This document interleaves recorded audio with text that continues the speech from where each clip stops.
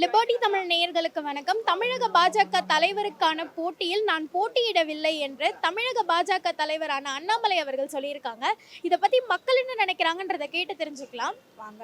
Annamalai ரஃப்பான person கொஞ்சம். அவர் இவங்க alliance பண்ணுறதுனால அவரை நீக்கிறாரான்னு தெரில.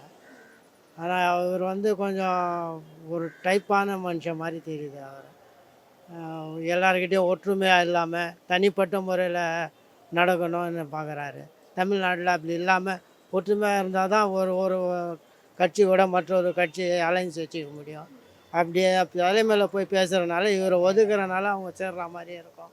அதனால தான், வேறு எதுவும் இல்லை. அவங்களுக்குள்ள எலெக்ஷன்லாம் கிடையாதும்மா. ஃபஸ்ட்டு நியமனம் திடீர்னு இவர் கவர்னர் ஆகலாம், நியமன எம்பி ஆகலாம். அதில் அவங்களுக்கெல்லாம் எலெக்ஷன்லாம் கிடையாது. அங்கே கூடாரத்துலேருந்து வரணும், ஆர்எஸ்எஸ் கூடாரத்துலேருந்து வரணும். ஆர்எஸ்எஸ் இல்லாத ஒரு நபர்களை வைப்பாங்க. அவங்கள வச்சுட்டு எப்படி தூக்கி அடிப்பாங்கன்றதுக்கு ஒரு உதாரணம் அண்ணாமலை. அவங்க 4 பேரில் 10 பேர் நின்றா கூட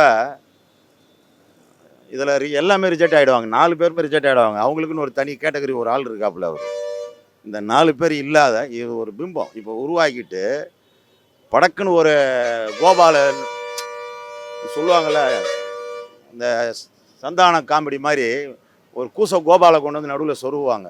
ஒருத்தர் இருக்கார், அவர் ஆர்எஸ்எஸ் உடைய கேண்டிடேட். அவர் தான் வர வேண்டியது. எல் முருகனுடைய வருகையினால் அவரை பிரேக் பண்ணிச்சுதாங்க. அவர் பெரிய ஒரு மல்டி மில்லியனரும் கூட. அவர் வருவார். அவரை தான் அவங்க ஏம் பண்ணியிருக்காங்க.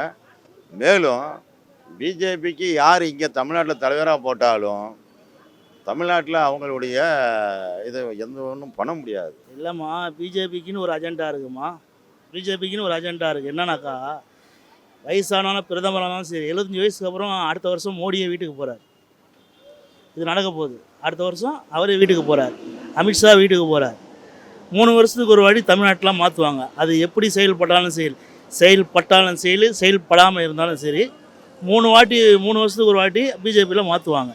ஒவ்வொரு கட்சிக்கு ஒரு கொள்கை போல் இவங்க இந்த கொள்கையில் கரெக்டாக இருக்கிறாங்க. தமிழ்நாட்டில் அண்ணாமலை பிஜேபி தலைவராக பதவியேற்ற பிற்பாடு ஓரளவு ஓட்டு சதவீதத்தை உயர்த்தி காட்டினார். தன்மான உள்ள மனிதனாக கட்சியாக வாழ்ந்து காட்டணும்லாம் பல முயற்சிகளும் பண்ணார். பாவம் அண்ணாமலை அவருடைய முயற்சிகளுக்கு காலில் செருப்பு போடாமல் இருந்தார். சவுக்கால் அடிச்சுக்கிட்டார். எப்படியோ பண்ணி ஜோக்கெல்லாம் காட்டி அவர் கொஞ்சம் கொண்டு வந்தார். ஆனால் அது அவங்களுக்கு புரியலையா. இந்த மானம் கேட்டவனுக்கு இவனுக்கும் புரியலை, அவங்களுக்கும் புரியலை. புரியாமல் இவனை வளர்க்குறாங்க. அவங்க மானம் கெட்டு போய் அனைத்தும் கூட கூட்டணி வைப்பங்கிறாங்க. அதுக்காக இவரை பலியிடுறாங்க. அவ்வளோதான். இவரை பலியாடு. தன்மான உள்ள தமிழ்நாடு தான் கட்சி விட்டு வெளியே வந்துடு. நீ ஒரு கட்சி கூட ஆரம்பி, பின்னால் ஆள் வருவாங்க.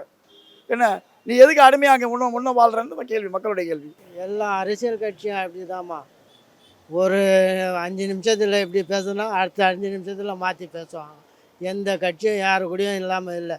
அவருனால என்ன லாபம் இருக்குது? ஒன்றுமே இல்லை.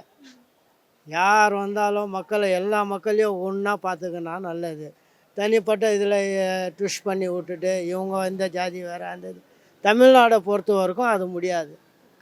இவங்க கட்சி உறுப்பினராக சேர்த்தது உழைப்பாளிகளையோ வியாபாரியவோ சராசரி மனிதர்களை கிடையாது.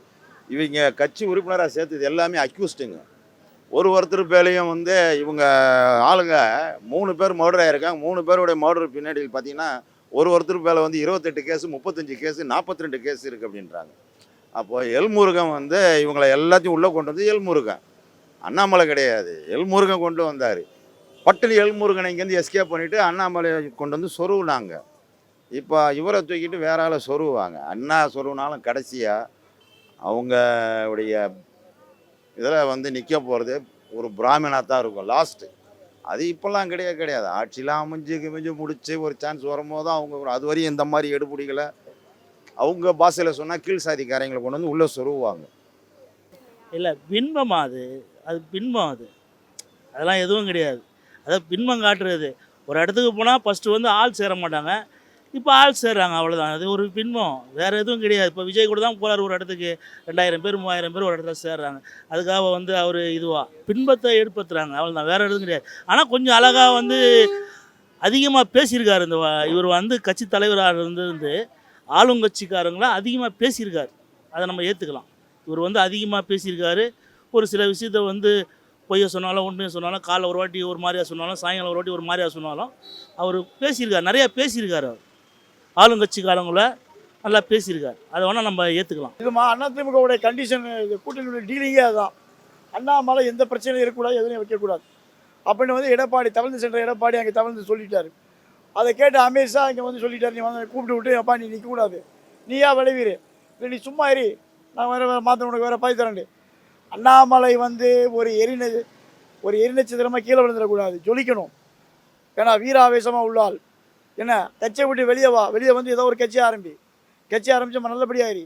அதெல்லாம் சும்மாம்மா, அதெல்லாம் பொய். எல்லாம் அதிமுக மாதிரி ஒரு வடிகட்டின முட்டாள் கட்சி உலகத்திலே கிடையாது. பொய் பிறட்டு அந்த கட்சியுடைய பிறப்புரிமை அது. இல்லை அவர் வந்து 26 எலெக்ஷனில் நான் தான் முதலமைச்சராக இருப்பேன் எந்த ஸ்டேட்டுக்குன்னு சொன்னாரா? கர்நாடகான்னு சொன்னாரா? தமிழ்நாடுன்னு சொன்னாரா? இல்லை பெங்காலின்னு சொன்னாரா? இல்லை தூக்கி அஸ்ஸாமில் போட்டுருவாங்களா? இல்லை மணிப்பூர் போயிட்டு ஏதாவது ஒரு நியமனம் இது மாதிரி உள்ளே சொல்லுவாங்களா அப்படின்னு சொல்லலையே அவர். ரெண்டாவது அவர் ஒரு லீடராக அவர் பேசிட்டார். ஏன்னா அரசியலில் வந்து தினந்தோறும் ஒரு ஹாட்டான நியூஸ் கொடுக்கலன்னா அவங்க வந்து ஓபிஎஸ் மாதிரி ஆயிடுவாங்க.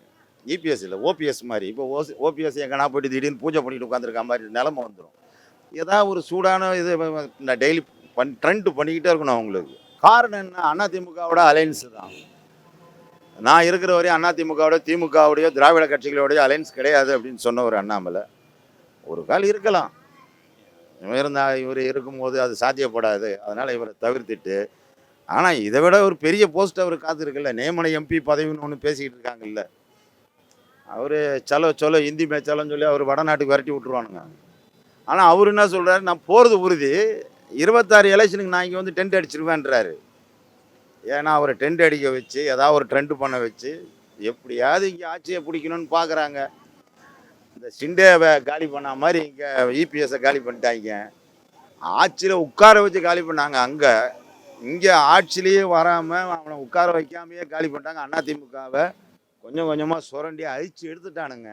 இப்போ அதில் இருக்கிற தொண்டர்களுக்கு கொஞ்சமாவது அந்த அதிமுக மேலே பற்றுதல் இருந்தால் கடுமையாக எதிர்க்கணும் அந்த அதிமுக தலைமையை. நீங்கள் வந்து எந்த சூழ்நிலையிலையும் பிஜேபியோட கூட்டணி வைக்கக்கூடாதுன்னு சொல்லி எதிர்க்கணும். அப்படி வச்சாங்கன்னா இப்போ இருக்கிற அந்த 80 சீட்டு கூட அடுத்தலாம் வராது. அது அவருடைய ஆசை. மனுஷனுக்கு எல்லாருக்கும் ஆசை தானே. நானும் ஆளணும்னு ஆசை நினைப்பேன் தான். எந்த மனுஷனுக்கு ஆசை இல்லாமல் இருக்குது? எல்லாம் அப்படி தான். அலைன்ஸ்க்காகனா பவர்ஃபுல் கட்சி தேவை அவங்களுக்கு. பிஜேபிக்கு வந்து இங்கே எதுவும் இதுவே இல்லையே, பேஸ்மெண்ட்டே இல்லை. அதனால தான் அவங்க தேடுறாங்க, வேறு எதுவும் இல்லை. அவங்களுக்கு தலைவர் தேவை இல்லை, அவங்களுக்கு பவர் வேணும் அவங்களுக்கு. அதுதான், வேறு எதுவும் இல்லை. அதுதான் வந்து உங்களுக்கு மத்தியில் ஏதோ ஒரு பெரிய போஸ்டிங் கொடுக்குதா கேள்விப்பட்டுக்கிட்டு இருக்கோம். இதுவும் வந்து கேள்விப்பட்டது தான். இவர் வந்து கட்சி தலைவர் வந்து எடுத்ததாக கேள்விப்படுறது தான். நம்ம அது நடக்காது இன்னும் கொஞ்ச நாள் பொறுத்து தான் தெரியும். அதே போல் இதையும் நம்ம கேள்விப்படுறோம். மத்தியில் வந்து இவருக்கு ஒரு பெரிய அஜெண்டா இருக்குது, இவருக்கு ஒரு பெரிய பொறுப்பு இருக்குன்னு கேள்விப்படுறோமா? கூட்டணிக்கு அதாவது பாரத போர் நடக்கும்போது என்ன ஒரு பலி கொடுப்பாங்க அதில், அந்த மாதிரி இந்த கூட்டணி மறுபடியும் புதுப்பிக்கையில் அண்ணாமலையை பலி கொடுக்குறாங்க, அவ்வளோதான். அது எல்லாமே சொல்லலாமா? சீமான் சொன்னார், எல்லா கட்சிக்காரும் சொல்லலாம், நான் தான் முதலமைச்சர் சொல்லலாம். ஆனால் அவருடைய முதலமைச்சர் அந்த வேகத்துக்கு வந்து மத்திய கவர்மெண்ட்லேருந்து ஆளுகின்ற சா இருக்கார சா வந்து கடிவாளம் போட்டு வச்சுட்டார். அவர் வந்து இவங்களோட கூட்டணியில் இருப்பார், கடிவாளம் போட்டு நிப்பாட்டி வச்சுட்டார். அதனால் அண்ணாமலை வந்து அமைதியாகிட்டார். அண்ணாமலை சொன்னதை கண்டிப்பாக செய்வார். பிஜேபியோட அதிமுக கூட்டணி வைத்தால் பிஜேபி விட்டு விலகி விடுவேன் என்றார். அவர் ஒரு தன்மான உள்ள தமிழன், கண்டிப்பாக விலகுவார். இந்த தொலைக்காட்சிகளுக்கும் பத்திரிகைக்காரங்களுக்கும் திராணி கிடையாது, தைரியம் கிடையாது.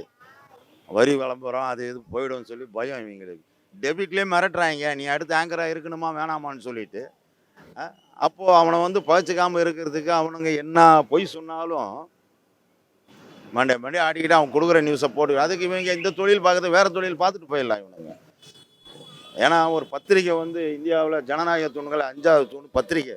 மிகப்பெரிய பொறுப்பு அதுக்கு இருக்குது. அது வந்து பொறுப்பை இவங்க தட்டி கழிச்சிட்டு